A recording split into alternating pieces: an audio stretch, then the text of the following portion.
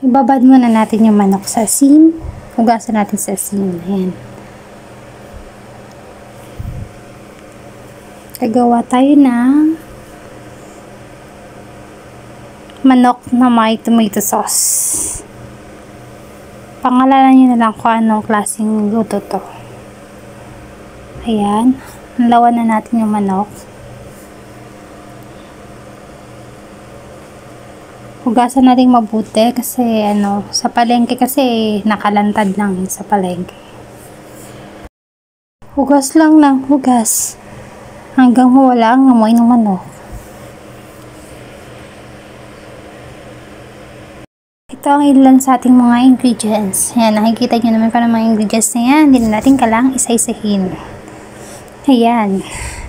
Una, ilagay natin sa kawali ang manok.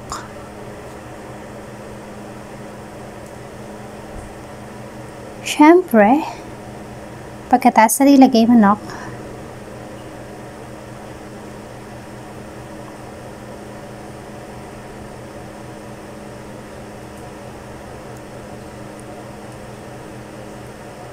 haluin mo natin konti. Ikalat muna natin konti. Lagay na natin ang evaporada. Ang ating evaporada. Yan. Lulutuin lang natin siya sa ibab. Papakuloy lang natin siya hanggang sa may steam siya ng todo. Yung saktong steam lang ang gawin natin. Huwag naman yung kating-kating, guys. Ayan. All set na siya. After nyan, guys, lalagyan natin siya ng mga ingredients. Yan. Lagyan naman natin ang paminta. Then, lagyan natin ng asin.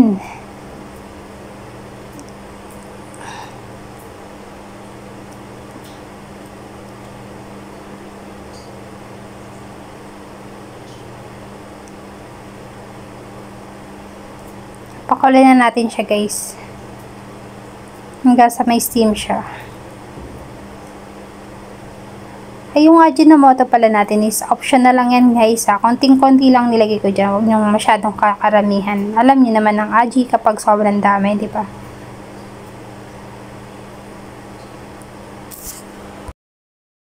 Dahil yan, konting-konting halo-halo lang.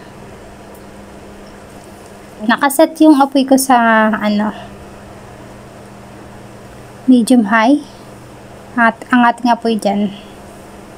Yan, binalibligtad muna natin. Yan.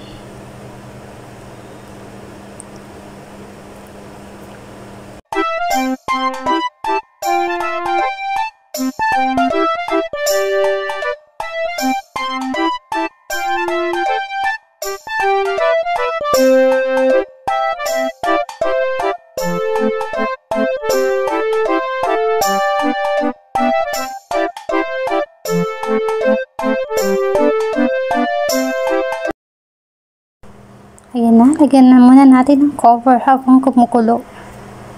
Yung cover na mas malaki pang ulo ko. Ayan, nang kumulo na siyang konti, lagyan ko lang siya ng dahon ng laurel. Yung dahon ng laurel na yan yung pampa-aroma lang, guys. Pampabango lang yan, pero mamaya-maya tatanggalin ko na rin yung yan, dahon ng laurel. Ayan, halo-halo lang konti, balik-baliktad hanggang sa may steam siya. Hintayin natin magtotal steam yan. Sobrang dami pa niyan, guys. Tubig niyan. Mga 5 minutes more pa hanggang sa may steam siya ng todo.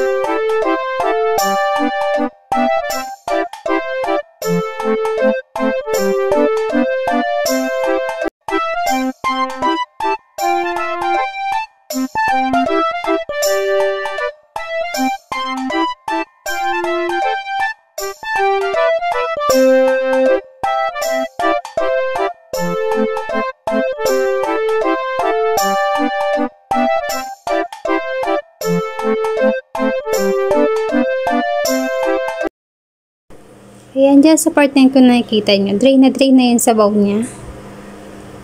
Medyo pagmantikain pa natin siya ng konti para may lagay natin yung ibang ingredients. Halo-halo lang natin ng konti. Para natin siyang ipiprito, parang ganon style. Ayan.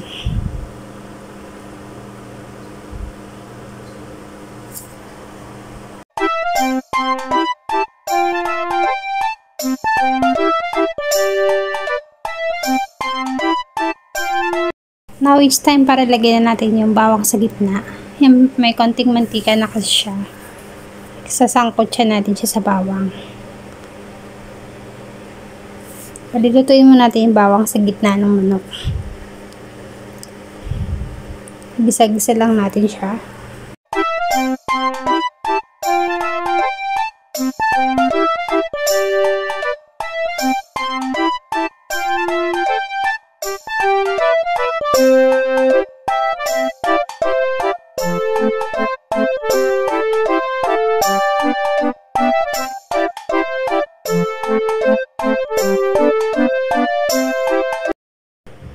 Mix na natin siya. Luto na yung bawang, i-mix na natin, pati yung manok.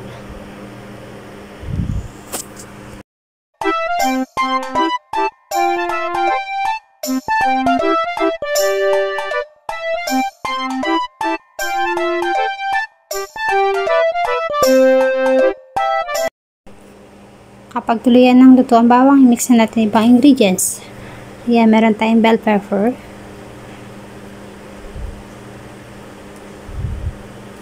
Then, yung tomato sauce natin. Ilalahat na natin yan guys para masarap. Yan naman yung pangalawa sa maliit na sachet.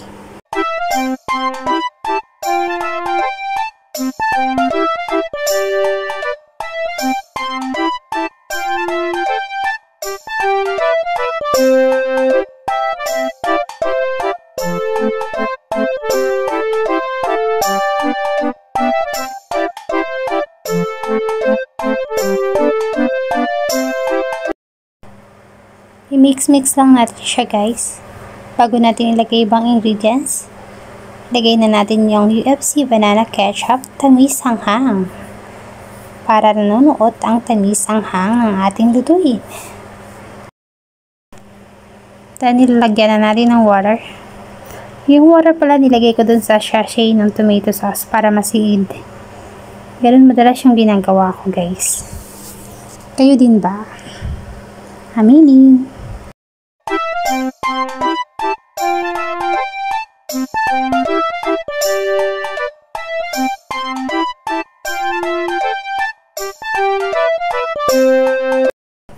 Sa part na yan, sinagad na natin yung ketchup. Sagad na sagad hanggang sa maubos ang lakas. Kaya lang natin siyang kumulo hanggang sa medyo ma-steam siya ulit. Dinagdagan ko lang siya ng konting paminta.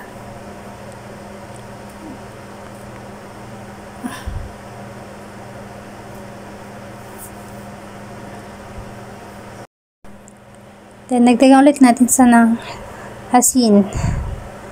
Depende sa panlasa natin. Dagdagan pa natin siya ng asin. Para tayo ay mahalin. Charing! Haluin natin at balik-rin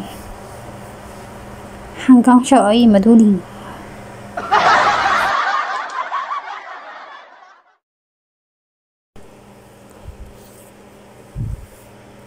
Halu-haluin ulit natin ito. Balik rin ulit. Hanggang sa magsawa tayo.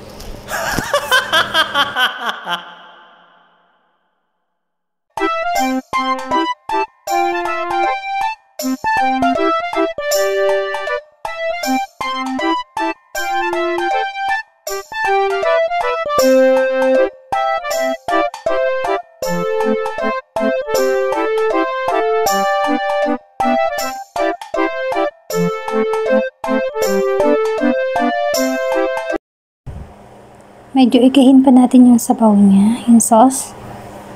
Ayan, halo-halo lang natin ng konti. Taste natin kung okay na. You can add some salt to taste. Pwede rin kayong mag-add ng konting sugar kung gusto niyo na medyo matamis. Pero for me, okay na yung ketchup, kaya salt na lang yung in-add ko dyan. Ayan. Medyo paluto na siya guys, kaya ganyan ang kulay niya. Medyo malapot na siya. Hantayin na natin na lumapot siya ng sobra. Ayan. Sa part na yan, paluto na yung ating chicken and tomato sauce.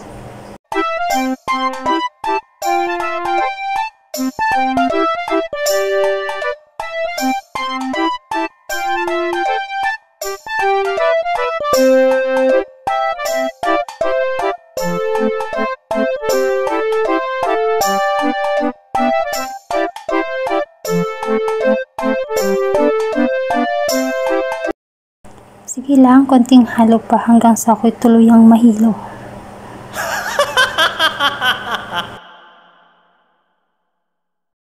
Guys, gusto ko pa talaga siyang medyo igahin. Kahit sa tabo gusto ko talaga is yung parang medyo drain siya. Ayan, lagi kong titikim kung napapansin nyo. Lagi ko siyang tinitikman ng paulit-ulit. Hanggang sa ako ay magsawa. It's done. Thank you for watching.